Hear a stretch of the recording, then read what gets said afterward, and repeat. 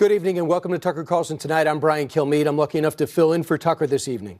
Now, Tucker should be off enjoying a pre-planned vacation right now, but instead, he'll be joining us in just a few moments to discuss the disgusting display that occurred outside his house last night. You got a mob of Antifa protesters. How do you know? They spray painted it on his driveway, calling themselves Smash Racism DC. They appeared outside his house in Washington. These people banged on Tucker's door. They vandalized his driveway. They spray painted that symbol. They were chanting, "We know where you sleep at night." And they threatened to come back with pipe bombs. Isn't this great? We're not going to show you the video, but just listen to their chants.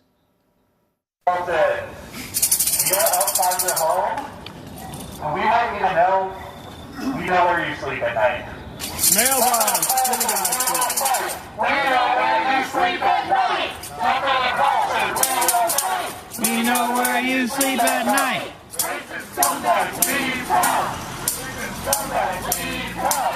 Racist scumbags, leave town. You believe this? Now, Tucker's wife was at home at the time, while Tucker will tell you himself what happened when she heard the banging on the door and where she went. Meanwhile, the D.C. Police Department says they are investigating the entire incident as, get this, a hate crime. And that's basically a first. I know myself how terrible things like this are. I've been harassed by thugs like this before. It followed me a couple of weeks ago for about a half hour with a couple of cameras, tried to incite a subway car full of people to attack me because I work at Fox. Fox News CEO Suzanne Scott and President Jay Wallace took action. They issued this statement a short time ago. It reads, quote, "The incident that took place at Tucker's home last night was reprehensible. The violent threats and intimidation tactics towards him and his wife are completely unacceptable. We as a nation have become far too intolerant of different points of views. Recent events across our country clearly highlight the need for a more civil, respectful, and inclusive national conversation. Those of us in the media and in politics bear a special obligation to all Americans to find some common ground," unquote. Seems like a statement everybody should agree with, right? But not everyone does. Get this. Vox's Matt Yglesias, I think that's how you say his name, whose Twitter profile boasts of his, quote, "flexible morals," tweeted this: "I honestly cannot empathize with Tucker Carlson's wife at all. I agree that protesting at her house was tactically unwise and shouldn't be done, but I am utterly unable to identify with her plight at any level." Tactically unwise. Still, we've been touched by the outpouring of support for Tucker Carlson from other media personalities you might remember. CNN's Brian Stelter, a regular critic of the show, tweeted this out: "Inexcusable. Whether you love or hate Tucker Carlson, we should be able to see this behavior as wrong." His colleague, Chris Cuomo, responded to that quote: "Wrong? If they did what is reported, it is criminal." Former Fox and NBC host Megyn Kelly was one of the first to defend Tucker, tweeting this out: "This has to stop. Who are we? What are we becoming? Tucker Carlson is tough and can handle a lot, but he does not deserve this. His family does not deserve this. It is stomach-churning," close quote. Another show of support came from Late Show host Stephen Colbert. Even he tweeted this out: "Fighting Tucker Carlson's ideas is an American right. Targeting his home, terrorizing his family, is an act of monstrous cowardice. Obviously, don't do this, but also take no pleasure in it happening. Feeding monsters just makes more monsters." And there are many, many more statements like this. It's an outpouring that came in today. All to respond to it and taking it all in firsthand is Tucker Carlson, who is on a previously planned vacation and joins us via the telephone. Tucker, that's the response. You're taping your show just before you go on the air. They're outside your house. What have the last 24 hours been like for you? Well, it's actually been really nice and affirming. I mean, so for every masked lunatic in front of my house, there have been, 100 people, some of whom I don't agree with politically, calling or sending texts of support and kindness. And it's just a reminder of what a really nice country it is. And if you work in our businesses, you can lose sight of that because you see the lunatics. But, most people are not lunatics. Most people are humane and decent and kind, and it's just been a great reminder of that and really a wonderful experience. But what's it like to find out that your wife is hiding in the pantry because people are threatening her? I mean, it's upsetting. And I guess I would say this. I mean, I've characterized the Antifa people and people like them as protesters, but they're not. I mean, they weren't protesting anything. The irony is that, this is the one show that regularly invites people like that on to say what they think. And if you have a point of view that we disagree with, I'll debate you, but I still want to hear it because I think people should hear it. And so, but they weren't trying to change my mind or advocate for a position. They were threatening my family to get me to stop talking. And obviously I'm not going to because it's my job to talk, and I have the support of Fox News, and I'm grateful for that. But then you think of all the people, most people in this country who don't have that lucky combination of circumstances, and they really feel like they have to shut up, that they can't say what they think because they'll be punished. I mean, this has a chilling effect on people's ability to speak and to think freely. That's the point. It's totalitarian in its intent, and we should fight it. So there's a couple of things going on. You have your career, you have your opinions. Are you going to change? The answer is absolutely no. And this might be, I guess, retro or sexist to say this, but as the head of your household in many respects, traditionally, don't you feel a responsibility to protect those who live with you, like your wife, like your family? What is it like? What did she do as they were banging on your door, spray painting your driveway, and shouting outside your house? And this is more than a dozen people in black outfits. Where was she? She was in the kitchen, and let me say, if we find ourselves in a country where men aren't allowed to say they want to protect their wives, I don't want to live in that country. That's totally sick and unnatural.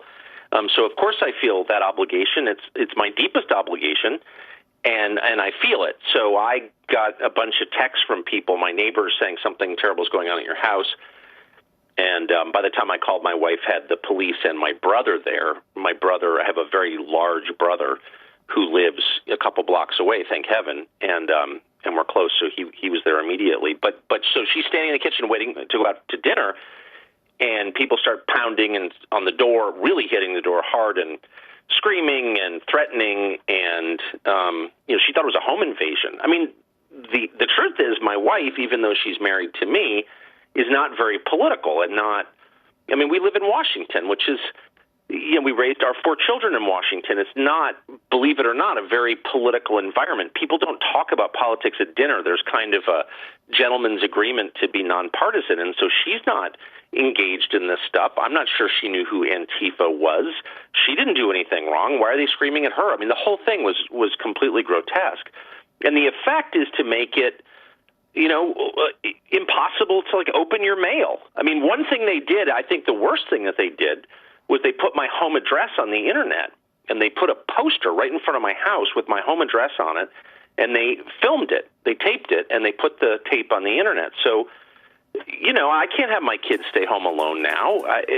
I'm a normal person. I live in a normal neighborhood. I'm not a talk show host when I get off the air. I'm a father. I don't want to have those battles in my personal life. I don't think most people do, and now they've brought it right to my house. And I don't want to whine. I'm not a victim. I'm a happy person, but you can see why I wouldn't like that and why I'd feel threatened by it and why I think that this is a threat to free expression to all of us, and I mean that.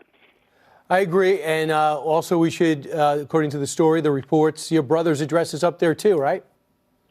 Oh, they put my brother's address up. They put my college roommate's address up, my best friend who lives down the street from me, who I started the Daily Caller with, who, like my brother, has nothing to do with any of this. And they put both of their home addresses up. My college roommate was on a trip. His wife is home with their little kids, and he's got to get the police over there. My brother has a family, too. I mean, the whole thing is completely crazy. And I should say, just for the record, that I would guess that the overwhelming majority of my neighbors are Democrats, probably don't agree with a single thing I think, but all of them were appalled by this. I mean, we lose sight again of the fact that the country is overwhelmingly normal people who don't think that this is acceptable. And our conversation publicly has been hijacked by extremists like this, and I worry that if we don't stand up to them and say, I'm sorry, this is not allowed. You can't threaten people into silence. The rest of us are very passive in the face of this. I think we know who these people are. In fact, I think one of the people screaming at my wife last night has been a guest on our show.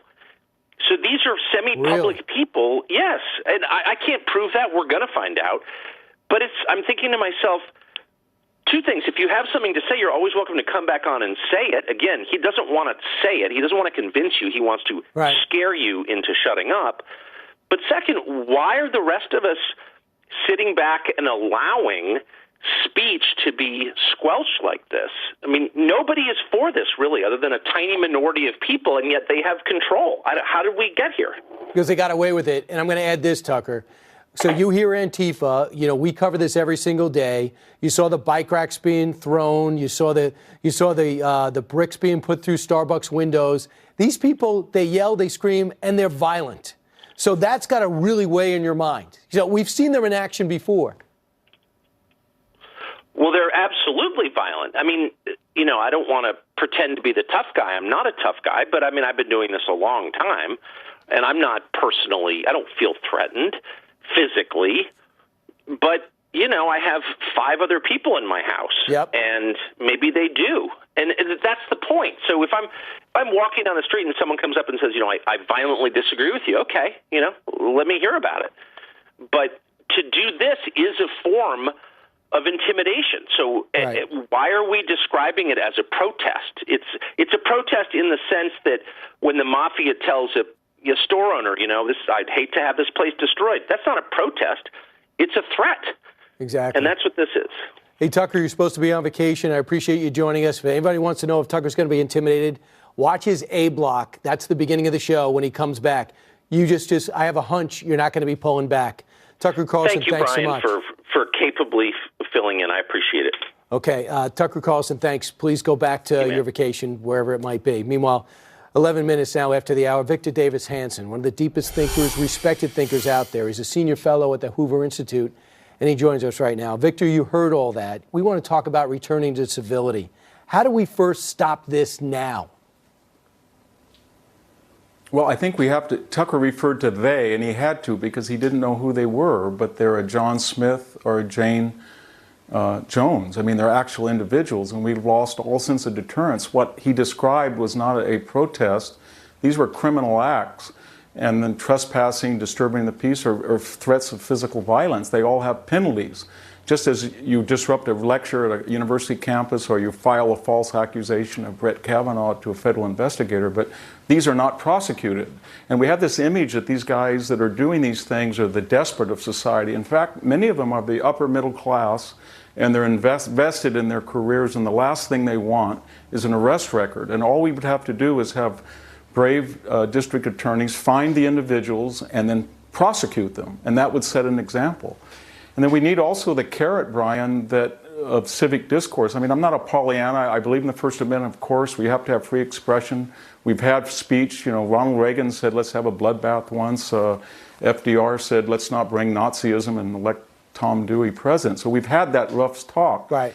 But we need sort of a Hippocratic oath that we don't say what we're otherwise legally entitled to say. Maybe we could just say, I pledge as a public intellectual or celebrity or a politician that I won't release the private information about my opponent. I will not evoke the word Nazism or Adolf Hitler to demonize an opponent. I won't use scatology or profanity when I'm talking in the public sphere. I won't use physical violence, or I won't touch somebody, and have a whole list of things that we pledge that we won't do, even though they may be not always illegal, but they're certainly savage and improper, and they lead to this dissension into savagery. Victor, you didn't just wing that. You actually wrote that. You have specific tenets on what to follow, and you knocked it down to the basics, and some of which you just mentioned. I'd like to add to this. We're going to talk about it later in the show, but also the way the press was acting with the president a day ago. That fills in all this. That fits in this box as well. You believe we've got to fundamentally bring civics back to school. Secretary of Education DeVos can try to make that happen. Why don't we do it? I think we need. We don't trust the masters of the universe at Facebook or Twitter to censor our speech, but we as a nation have to get together and say, you know what, we need formal education in civics, and that can be taught at the high school or the college, and we need a new example of what ethics are. Ethics are not just cosmic ideologies. It's treating people the way you want to be treated. Maybe we should just have a Hippocratic idea of do no harm, if nothing else, to somebody when you engage them in discourse. And we've had people in the media that have said terrible things on the air and et cetera. We can stop it with shame and social pressure, I think. Yeah, we used to get that in the household, but it's not happening now, so we got to stop it elsewhere. Victor Davis Hanson, thanks so much. Thank you.